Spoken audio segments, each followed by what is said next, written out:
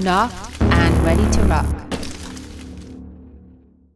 We're going to talk about how to easily fletch your arrows. And this is something I think every archer needs to know how to do themselves.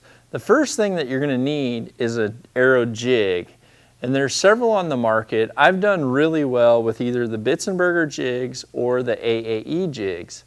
Now with the Bitzenberger, you're going to have to make a few adjustments to make sure that it's set up properly, because this jig gives you the options to have several different fletching configurations using these small screws here. You can choose whether you use a 3 fletch or a 4 fletch. You can also choose, if you are shooting a 4 fletch, what the actual vane connection points are. The other thing, you'll need to slightly adjust your clamp so that the base of your vane is perfectly aligned with the dead center of your arrow shaft. And you can also adjust it so that you have a choice in either your offset or a right or a left wing helical.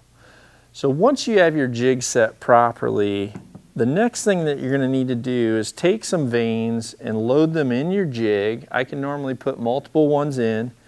Take either acetone or, again, one of these Max Clean AAE cleaning wipes and clean the base of your vane. From there, what you're going to want to do is take that vane and align it in your clamp. I normally make a small little mark so that I know where each of these vanes need to always go, because I really like to have my vane at 1 3/4 inches from the throat of the nock to where the back of the vane is on the shaft. For me, that's where I've had my best grouping results. So once it's at that mark, I'll go ahead and take a glue designed specifically for the type of plastic vane or feather that you're using. In this case, I'm using an AAE Max vane, so I'm going to use a Max Bond quick set glue. And I'm going to make a small bead from the top all the way to the bottom.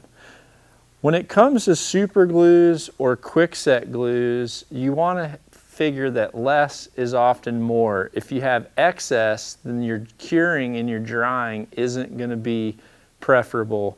So I'll lay a small bead and then I'll just take the edge of my finger and wipe that excess off so that I have a smooth glue bead down the base of that vane, and it's going to be even from side to side.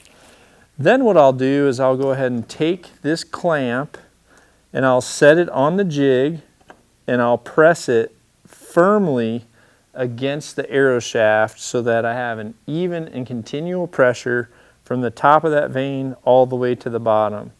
And when you do this right, it is super easy and super fast, and it gives you a lot of options to be just as creative as you want to be right at your home.